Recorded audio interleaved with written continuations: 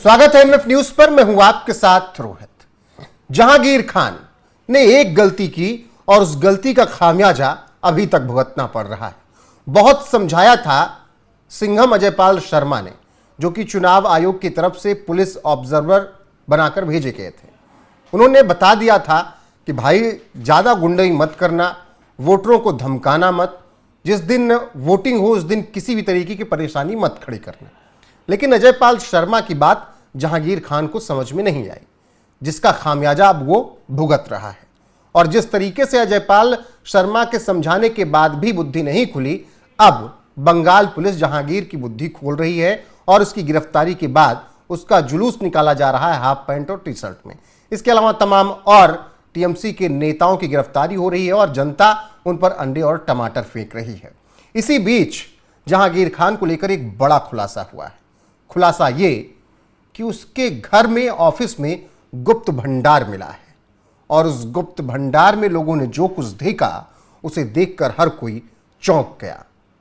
चलिए आपको बताते हैं पूरा मामला विस्तार से क्या कुछ है। और जहांगीर खान की गिरफ्तारी के घर पर जब लोगों ने उसके ऑफिस पर अटैक किया, घर पर अटैक किया, तो उनको गुप्त भंडार में क्या कुछ मिला उसकी जानकारी देते हैं।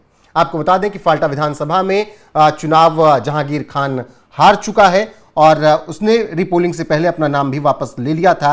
अब ऐसे में जब जहांगीर खान को भारत नेपाल बॉर्डर से गिरफ्तार किया गया, फिर उसे कोलकाता लाया गया, पूछताछ की गई, न्यायिक हिरासत में उसे भेजा गया। 7 जो गंभीर मामले दर्ज हैं उन मामलों के तहत उसकी गिरफ्तारी हुई थी, जिसमें जबरन वसूली, जमीन कब्जाने, मारपीट सहित कई संगीन धाराओं में एफआईआर दर्ज थे। इसके अलावा टेप लगाने वाले मामले में भी मामला दर्ज किया गया था और उसके बाद से ही लगातार फाल्टा के सो कॉल्ड पुष्पा की मुश्किलें बढ़ती गई और ऐसे में उसे नेपाल भारत बॉर्डर से गिरफ्तार किया गया। उधर उसकी गिरफ्तारी हुई, इधर लोगों ने उसके घर पर अटैक कर दिया और तोड़फोड़ के दौरान कार्यालय के गुप्त कमरों के अंदर कथित तौर पर सरकारी और गैर सरकारी राहत सामग्री के सैकड़ों सील बंद पैकेट मिले।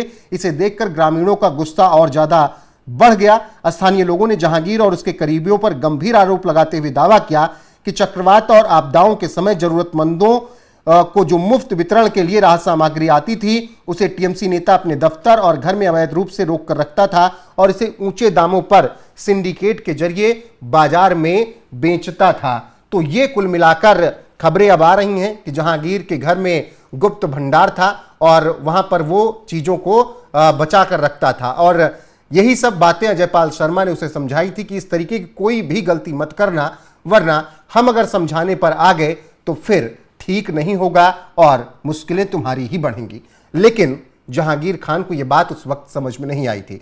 उस वक्त अजयपाल शर्मा ने समझाते हुए क्या कुछ कहा था वो सुनाते हैं, फिर मामला आगे आपको और विस्तार से बताते हैं कि टीएमसी के नेताओं का बंगाल में क्या हाल है। सुनिए अजयपाल शर्मा को। आसपास के जितने भी लोग हैं अच्छी तरह से समझ लें कि अगर किसी ने बदमाशी करी तो उनका कायदे से इलाज किया जाएगा। फिर अगर कहीं से खबर आ गई कि किसी ने कोई खुराफात करने की, किसी को परेशान करने की कोशिश की है, तो फिर उसकी खबर फिर अच्छे से लेंगे हम।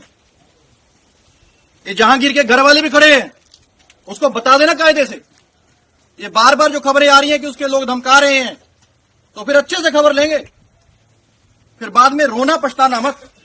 अजयपाल शर्मा की यही बात अगर जहांगीर खान मान गए होते तो आज शायद वो ठीक ठाक होते, लेकिन नहीं माने।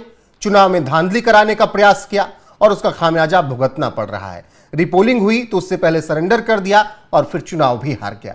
अब जिस तरीके से उसकी और मुश्किलें बढ़ने वाली हैं, क्योंकि राहत बचाव सामग्री के पैकेट्स उसने छिपा कर रखे थे, गुप्त भंडार बना रखा था और उस सरकारी राहत सामग्री को वो बड़े दाम पर बेचता था सिंडिकेट के जरिए बाजार में। तो इस मामले में अब जांच होगी और जांच के बाद जहांगीर खान की मुश्किलें और ज्यादा बढ़ सकती हैं। अब देखना होगा कि आगे क्या कुछ होता है। लेकिन अजयपाल शर्मा की बात जहांगीर खान माना होता तो आज उसकी ये हाल ना होते। बाकी बने रहिए आप हमारे साथ, लगातार जो भी अपडेट आएगी आप तक पहुंचाते रहेंगे। अभी के लिए इस वीडियो में बस इतना ही। नमस्कार।